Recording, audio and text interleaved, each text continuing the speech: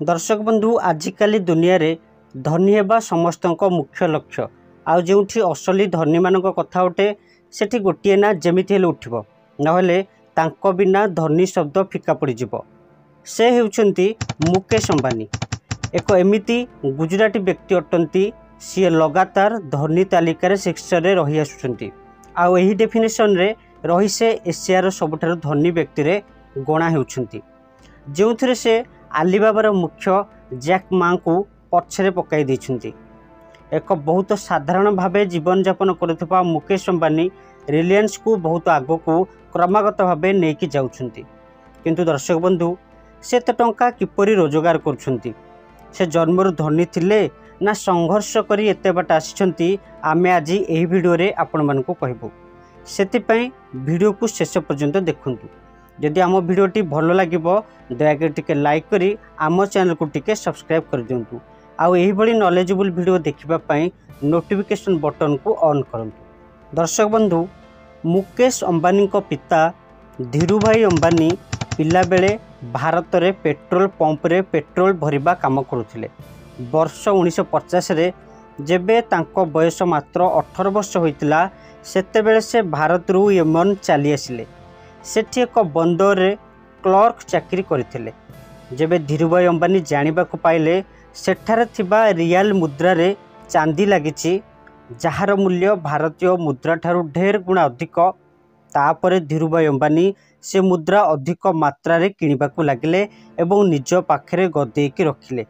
धीरे धीरे यमेन रे रियल मुद्रा कमिबाकु लागिला। तापरे धीरूभाई से मुद्रा को तरली चांदी बाहर करी बहुत टंका रोजगार कले। से यमन रे वर्ष 1957 रे मुकेश अंबानी जन्म होइतिले, किंतु सेतेबेले तांको परिवार एतेटा धनी नथिले। दुई बखरा घरे एमाने रहुतिले। मुकेश को पिता बिजनेस करिबा पई चाहुतिले, सेथिपई से यमन छाड़ी 1958 रे भारत चली आसिले। भारत आसी धीरूभाई अंबानी कपड़ा एवं मसला व्यवसाय आरंभ कले। प्रथमे व्यवसाय आरंभ रे कपड़ार व्यवसाय आरंभ करथिले। प्रथमे सूता बिंदी अन्य को पठेबा आरंभ कले। सेतिपई कपड़ा व्यवसाय लोकों को काम रे बेसी दरकार हैला, किंतु से लक्ष्य कले मु अन्य को काहेकि पठेबी, निजे काहेकि कपड़ा व्यवसाय आरंभ करिबिनी। परे से निजर कपड़ा फैक्ट्री खोलिले। वर्ष 1966 रे विधिबद्ध भावे निजर कंपनी खोलिले, जहार नाम विमल रखिथिले। धीरूभाई कंपनी सफल हैला एवं विमल बहुत बड़ ब्रांड हो गला। किंतु मुकेश अंबानी को स्कूल लाइफ बहुत गरीब रे बीतीथिला। तांकर बापांकर व्यवसाय बहुत भलो चलुथिला, किंतु से समय रे बड़ बिजनेसमैन होई पारि नथिले। मुकेश अंबानी निज भाई अनिल एवं आनंद जैन को सहित मुंबई रो पेडार रोड स्थित हिल ग्रेंज हाई स्कूल रे पाठ पढ़ा आरंभ करथिले। स्कूल परे सेंट जावियर कॉलेज रे तांको कॉलेज कैरियर आरंभ करथिले। पर से इंस्टीट्यूट ऑफ केमिकल टेक्नोलॉजी रे केमिकल इंजीनियरिंग रे बीई डिग्री हासिल करथिले एवं मुकेश अंबानी ग्रेजुएशन शेष करी अधिक आहुरी पढ़िबा पई से अमेरिका चली जाइथिले।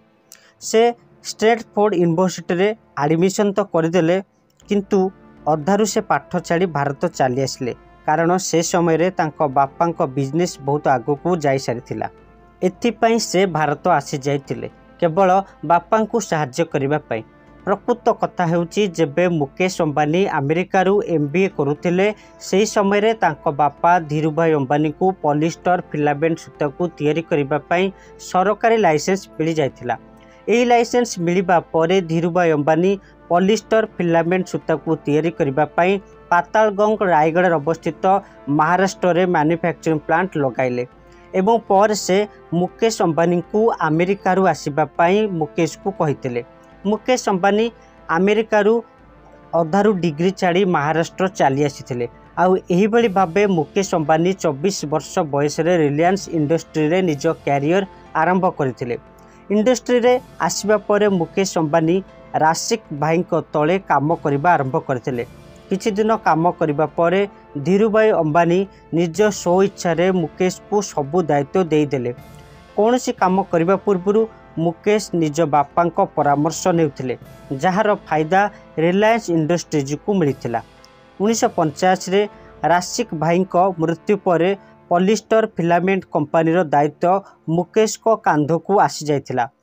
से निज दायित्व निष्ठार सहित से समय करथिले। 1986 रे अंबानी परिवार को बड़ झटका लागिथिला जेबे धीरू भाई अंबानी को ब्रेन स्ट्रोक होइथिला, जहां परे सबु दायित्व मुकेश एवं सान भाई अनिल को ऊपर को आसी जाइथिला। दुई भाई बहुत भल भाव दायित्व से समय नहीं। ब्रेन स्ट्रोक रे धीरू भाई अंबानी रक्षा तो पाई जाइथिले, किंतु तांको डाहाण हाथ काम करिबा बंद हो जाइथिला। तापरे मुकेश अंबानी निज बापा डाहाण हाथ हो जाइथिले। मुकेश अंबानी ना केवल निज बापा बिजनेस दायित्व नहीं बरं रिलायंस इंडस्ट्रीज रे बहुत नुआ नुआ बिजनेस आइडिया आनिथिले, जोंथिपाई रिलायंस इंडस्ट्रीज बहुत आगो को बढ़िबा को आरंभ करथिला। से समय वर्ष 1991 रे मुकेश अंबानी पेट्रोकेमिकल प्लांट स्थापन करथिले। 1995 रे कंपनी रिलायंस कम्युनिकेशन आरंभ करथिला। 1998 रे मुकेश अंबानी लोकों को सुविधा असुविधा देखी एलपीजी सिलिंडर बिजनेस रे पाद थापिथिले। परे रिलायंस गैस नाम रे गृहिणी को साहाय्य करिया पय गैस कंपनी आरंभ करथिले। एमिति कठोर परिश्रम करू करू रिलायंस इंडस्ट्री सफलता शीर्ष रे पहुंची जाइथिला। किंतु वर्ष 2002 रे आसीथिला एक बड़ झटका, कारण ब्रेन स्ट्रोक पाई धीरू भाई अंबानी को मृत्यु हो जाइथिला। पिता मृत्यु पर दुई भाई मध्य संपत्ति को नहीं कली झगड़ा आरंभ हैला। एही दुई जन विवाद रे कंपनी को बहुत क्षति सहबाकू पड़िथिला। सेतिपाई एही दुई भाई झगड़ा को सबुदिन बंद करने को तांको माँ कंपनी को दुई भाग करदेले। मुकेश को भागरे रिलायंस इंडस्ट्री एवं रिलायंस पेट्रोकेमिकल आसीथिला। भाग बंटा पर मुकेश कठोर परिश्रम करी रिलायंस को आगो को बढ़ाइथिले। मुकेश को संपत्ति बढ़िबार मुख्य थिला जामनगर पेट्रोलियम रिफाइनरी। 2006 रे मुकेश रिटेल मार्केट रे मध्य पाद थापिथिले, जहाँ फल सारा भारत रे बड़ शॉपिंग सेंटर धूमधाम रे चलिला। आपण माने रिलायंस फ्रेश नाम रे जानिथिबे।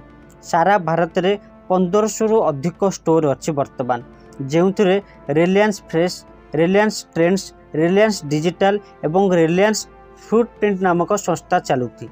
2010 रे रिलायंस इन्फोकम ब्रॉडबैंड नामक कंपनी आरंभ करथिला, जार मेन फोकस 2016 रे टेलीकॉम संस्था जियो नाम रे परिचित हैला।